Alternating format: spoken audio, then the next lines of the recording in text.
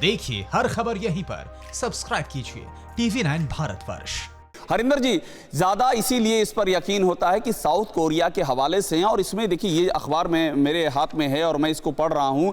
इसमें ये लिखा हुआ है, उसके किम जोंग उन के पिता का जिक्र किया गया है और उसके पहले जो शासक हुए उनका जिक्र किया गया, और ये कहा गया है कि ये जो प्लेजर स्क्वाड, जैसे कि हम आसान भाषा में समझाने के लिए हरम कह सकते हैं, 2000 स्कूली लड़कियाँ, ये कोई पहला नहीं है।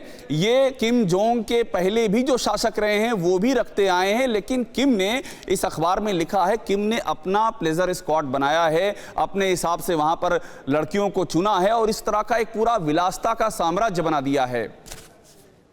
जी देखिए, ये जो कहानियां हैं बिल्कुल ऐसा लगता है जैसे एक ऐसा देश अभी भी मौजूद है जो कि मध्यकालीन युग में जी रहा है। हाँ। और ये जो कहानियां ये 70 के दशक से सामने आती रही हैं। इनके दादा जो हैं किम इल सुन, उनके जमाने से ये कहानियां जो हैं वो सामने आती रही हैं।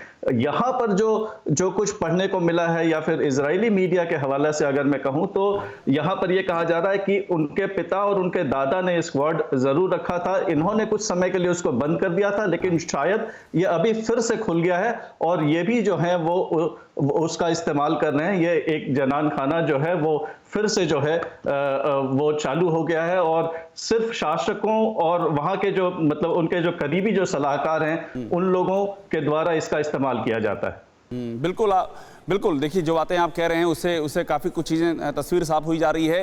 तो ये जो खबर जिसका हम जिक्र कर रहे हैं वो इस बात की और लगातार इस बात की तस्दीक कर रही है कि किस तरह से किम जोंग ने पूरा का पूरा अपना एक साम्राज्य बना रखा है। वो साम्राज्य विलासिता का है और उस साम्राज्य में किम जोंग बाकायदा डूबा हुआ है। ये बड़ी खबर हमारे पास आई है।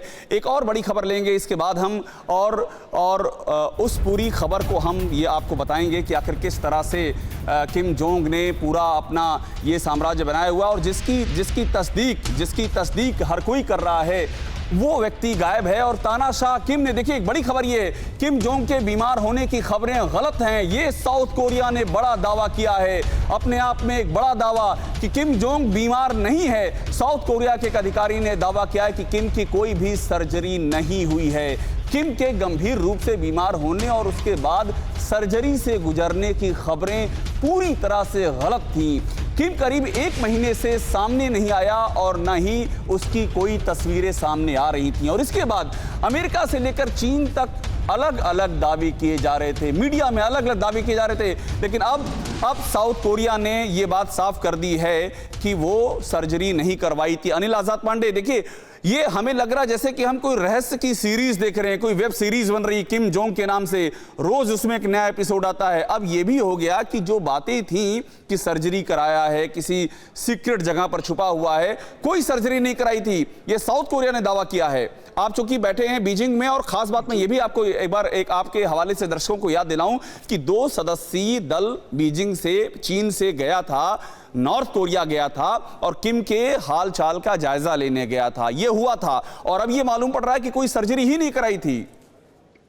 अभिषेक, देखिए जैसा कि बहुत सारे कयास लगाए जा रहे थे किम जोंग उन की बीमारी को लेकर, उनके स्वास्थ्य को लेकर, और यहाँ तक कहा गया कि चीन से डॉक्टरों का दल वहां पहुंचा है, और एक तरह की अफवाह मैं कह सकता हूं, या कोरोना वायरस का जो खतरा वहां पर मौजूद था उसके चलते भी शायद वे अपने किसी अज्ञातवास में चले गए थे, विला में रह रहे थे। शायद जो यहाँ से डॉक्टर गए हैं उन्होंने शायद कोरोना को लेकर उनकी जांच की हो, क्योंकि जैसा कि हम जानते हैं कि उत्तर कोरिया में स्वास्थ्य सुविधाएं उतनी मुस्तैद, उतनी बेहतरीन नहीं है। अगर प्योंगयांग को आप छोड़ देते हैं, राजधानी को, तो इस अलावा इस चीज को समझा जा सकता है कि जो उत्तर कोरिया के जो किम जोंग उन हैं, वे शायद पूरी दुनिया की मीडिया को, पूरी दुनिया की सरकारों को, खुफिया एजेंसी को एक तरह से अंधेरे में रखते हुए ऐसा पूरी दुनिया में लगाया गया कि उनकी मौत हो चुकी है, सब कुछ खत्म हो गया है। लेकिन अब वे अचानक से आए हैं और एक उर्वरक कारखाने का उन्होंने उद्घाटन किया है, जो स्थानीय मीडिया और यहाँ की जो अंतर्राष्ट्रीय मीडिया में भी इस बात की पूरी खबरें आ रही हैं। तो आप समझ सकते हैं कि उत्तर कोरिया में किस तरह से उन्होंने पूरा सब चीज को सीक्रेट रखा है, और बाहर की दुनिया है उनको किसी बात का अंदाजा नहीं लगने दिया। अनिल आजाद पांडे, आपने